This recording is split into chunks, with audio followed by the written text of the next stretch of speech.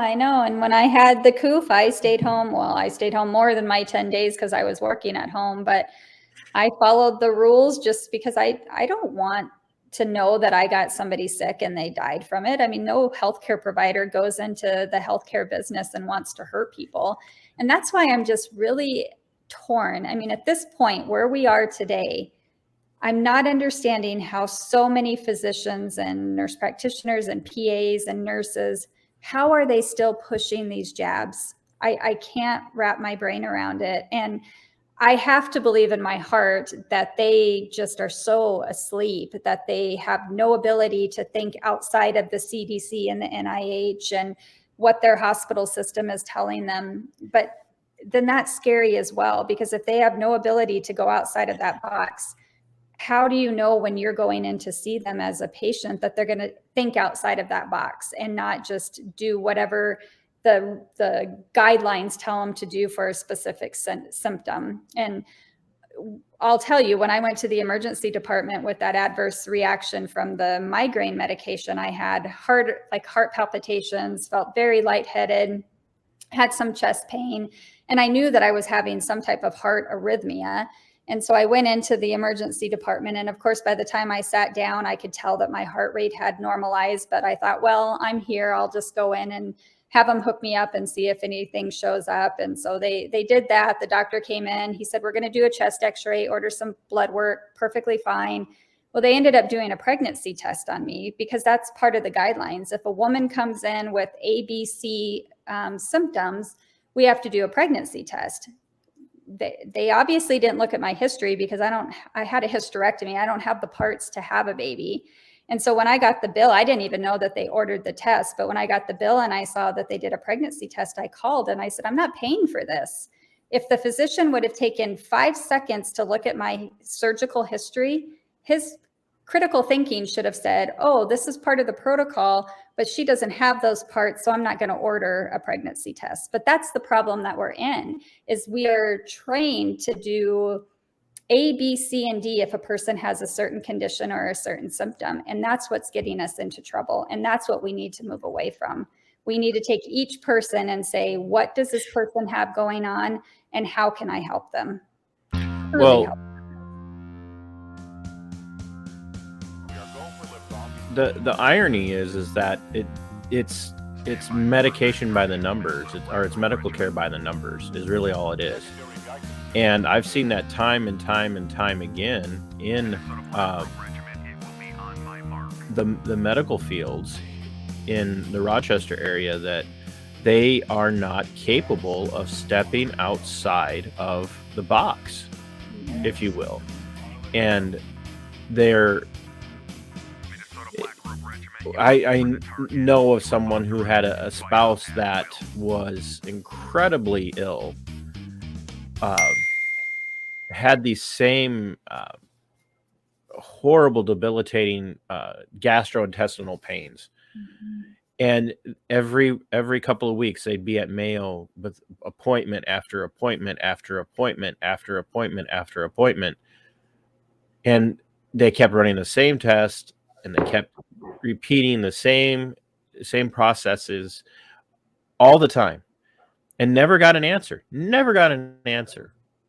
And I'll to this day, I'll attest it's because they were looking at us at a prescribed flow chart that said, patient presents with this,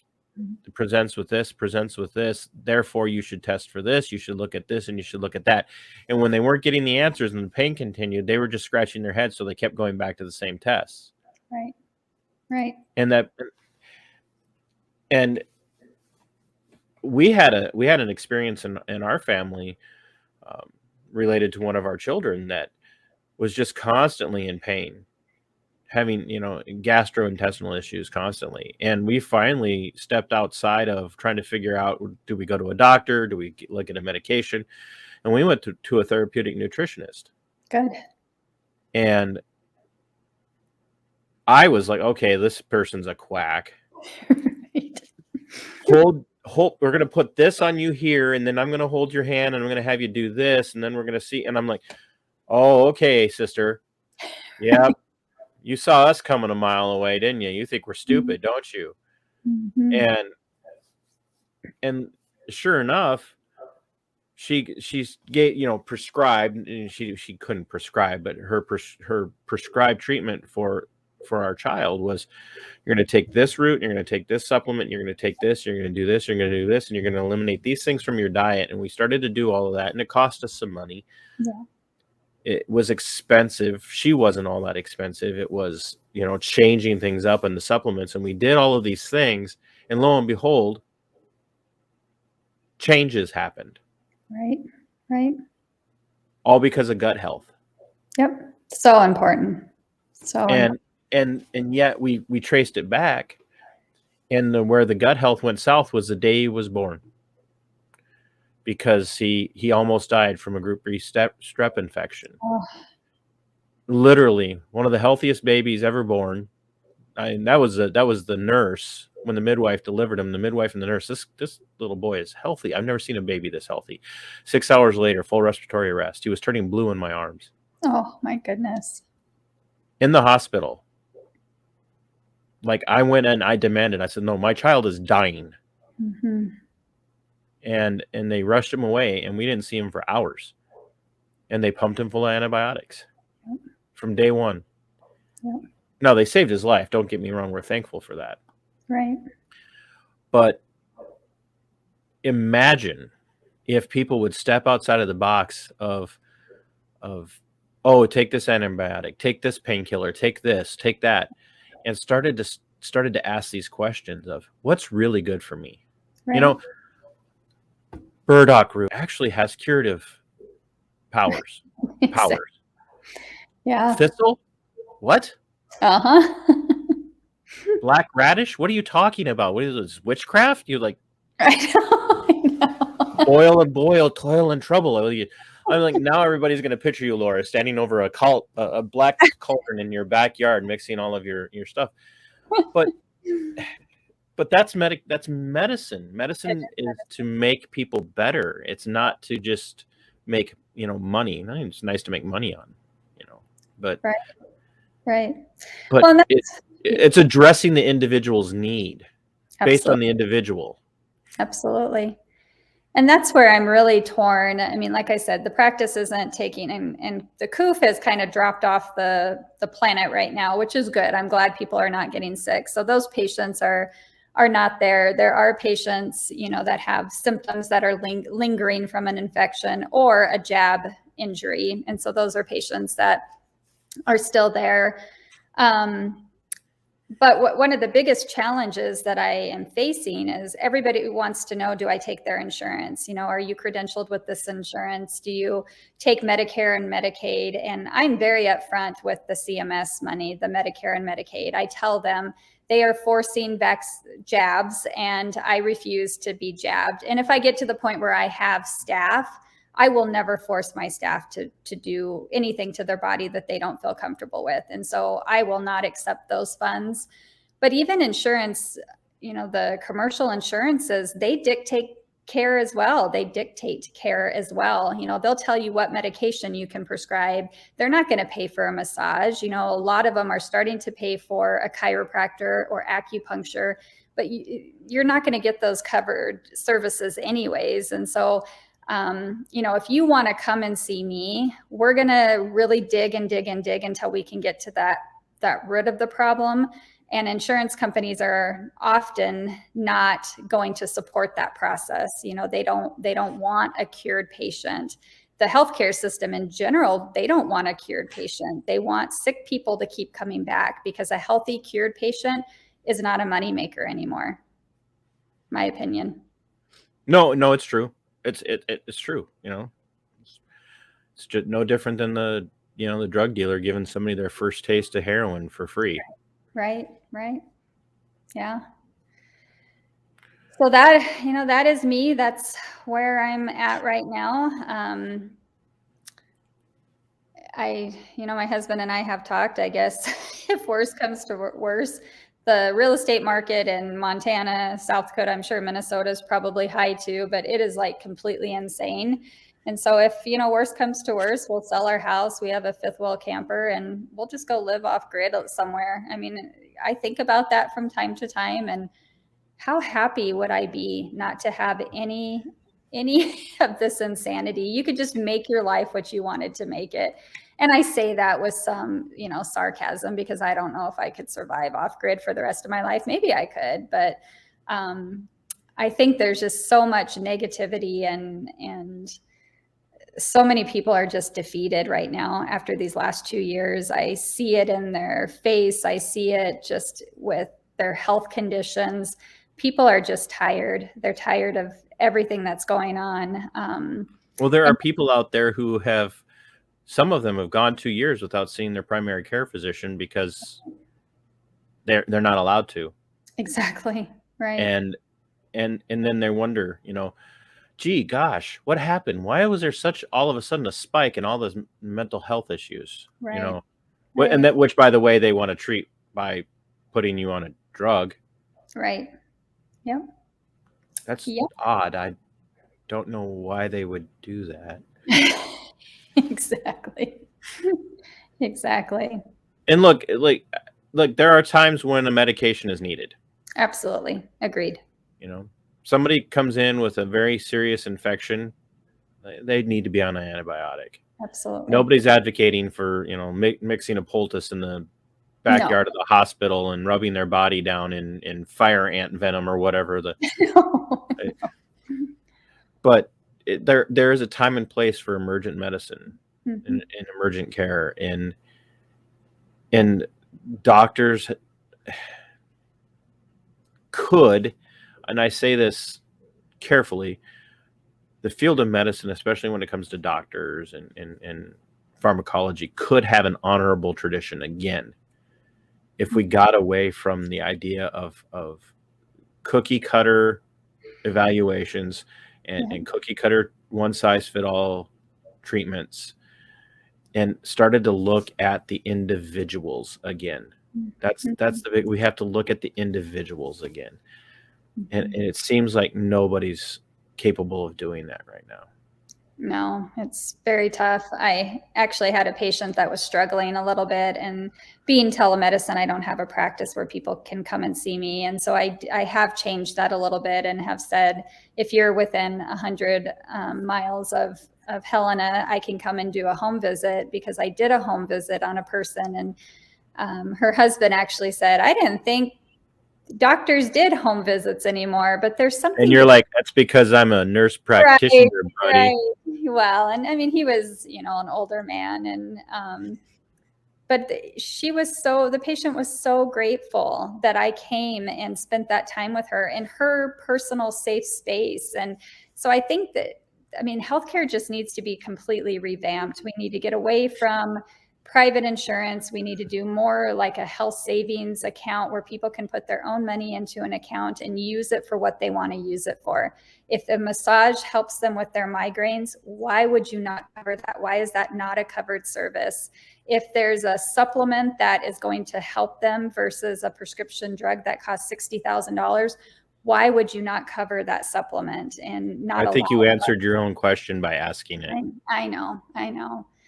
But I think if we can, and that's what's exciting about, it's really comical to me to be on Telegram and have to communicate with colleagues via Telegram, because every other social media platform will censor you. But it's so refreshing to have a group of people that are like-minded. And I think a lot of us in those provider groups are really thinking, how do we redesign healthcare? What can we do to make a healthcare system where people can feel comfortable and safe seeing their healthcare provider again? Because so many just don't feel comfortable or safe anymore. Which was the impetus for our group.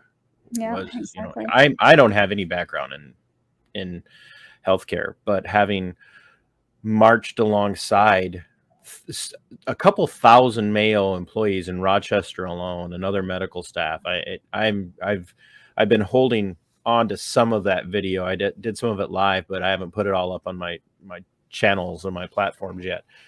But in one instance, well over 1,000 people related to the medical field in some way, shape, or form in Rochester marched for hours around the Mayo facilities, demanding to be allowed their medical liberty.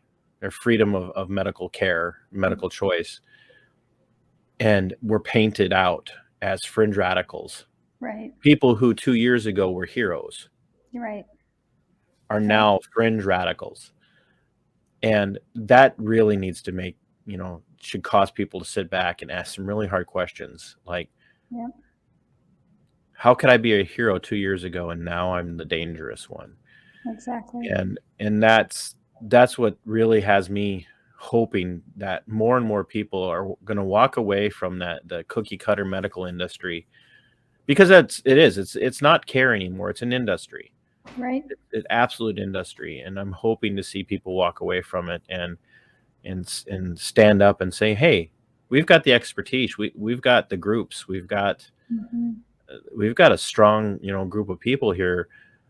And that's why I got involved, was to encourage them that you guys don't need like this mindset of, oh, I got to go find another job in another clinic. And no, you don't. You can go.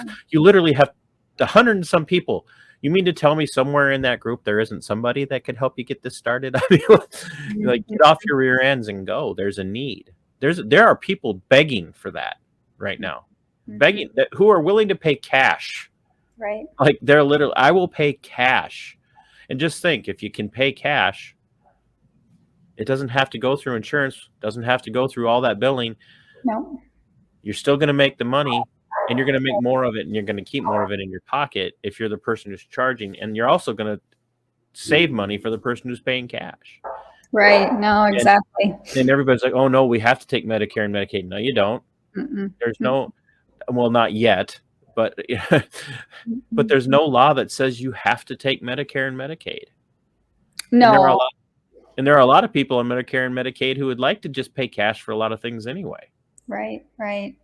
Well, if I can start a business having no business background, I am not a business person. And even my husband's like, you're going to fail, because I'll have like a husband and a wife that need to come in. And I'm like, well, should I just like cut $100 off the price? And he's like, no, you can't cut $100 off the price. But my heart is treating people. My heart is not business. But if I can start a practice by myself with no support from anybody, I mean, even my colleagues, they won't even respond to a text when I tell them that I've started my practice, because they are not supportive at all. So if I can do it, because you're a fringe radical. Exactly. Oh, wait, no, isn't it in medicine? It's free radical. Right. Right. So if I can do it, I mean, I'm not like super busy or successful yet, but I've only been up and running for a little over a month.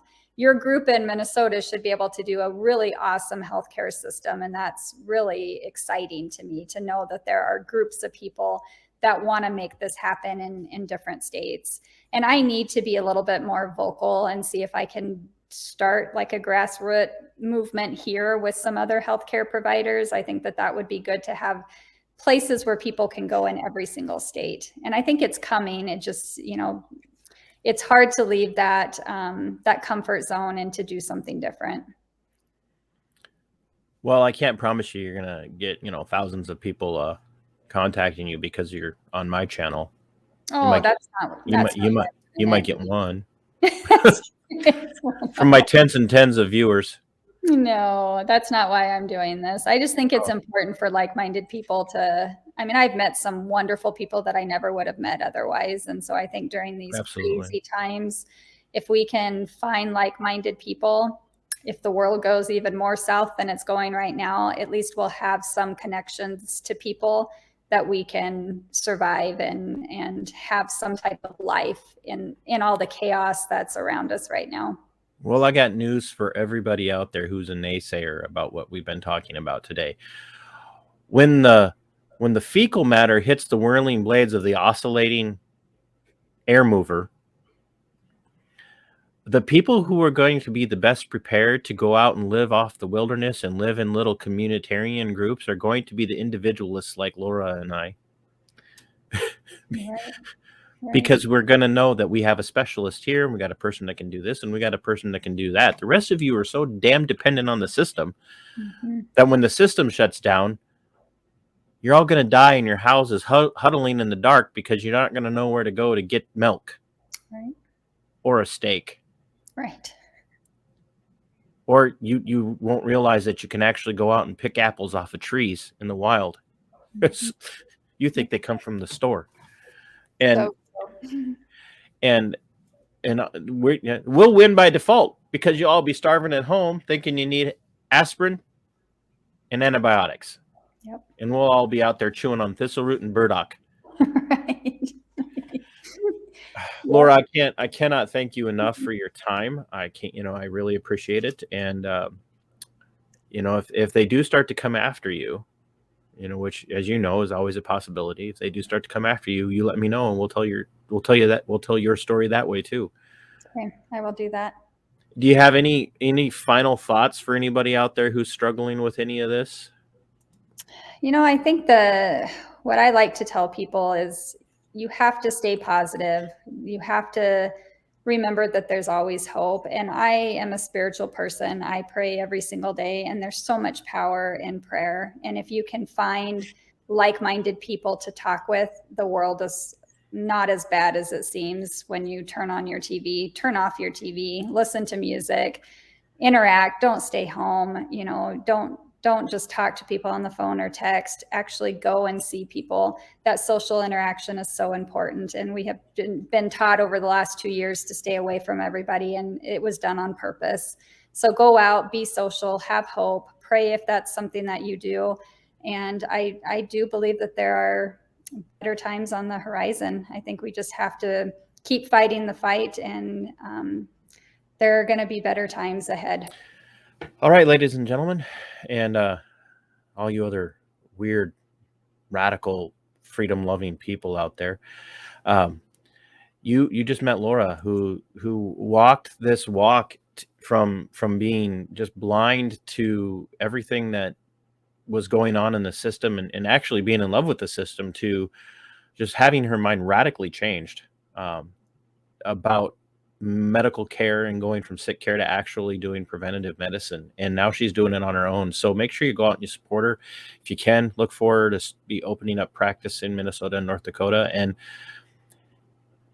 if you have people in the states that she mentioned, Montana, South Dakota, Wyoming, I remembered them. Tell them to reach out to her, because there are people out there I know are just begging to have the freedom to choose what they do with their body. It's very, very ironic that we live now in a nation, in a republic that in the 1970s said that abortion is considered freedom of choice, a woman's medical freedom. But now those same people are arguing that you should be forced to inject something into your body against your will. So support Laura, and support like-minded people who are out there wanting to start clinics like this. Let them know that you're on their side and that you're willing to give them some help. And of course, as always, Laura probably won't approve of my shilling coffee. I don't know if she's a coffee drinker. She'll let me know later. But if you are a coffee drinker, you can order coffee from me, Minnesota Black Robe Regiment Muhlenberg Roast. Just message me on Facebook, or send me an email, tcpearson@protonmail.com. I also have really cool merch. I love my little tumblers. I drink out of my tumbler every night. Not that particular one. And, well, that's not a tumbler. That's a low ball. But I also have tumblers. And I've got some really cool stainless steel, kind of like these, but they're going to be black with a stainless coating on it, and then they're going to be etched. They're little shot glasses. Those are coming in the mail here pretty soon, and we're working on some more products. And also make sure that you check out Sib Shield down below. I know, radical conspiracy theorists that we are, you can protect your phone from spying on you. So like the entire time that I was talking to Laura, my phone was listening to everything that I said. So I'm going to have nothing but ads for CBD oil and some sort of weird medical clinics out there or something. I don't know. I guarantee you it'll happen. I will be getting weird ads on Facebook for the rest of the week. So yeah, check out Sib Shield. You can protect your phone from EMPs and from spying on you. So you're protected twice. And when you go to Sib Shield and you order, you get 10% off your order when you enter the promo code MNBRR. And George will take care of you. He took care of me. Literally, this great thing. It works. My phone is deaf when it's in there. So anyway, you guys have a great day, and remember, until next time, sic semper tyrannis. Please stand by. Please stand by. Please stand by.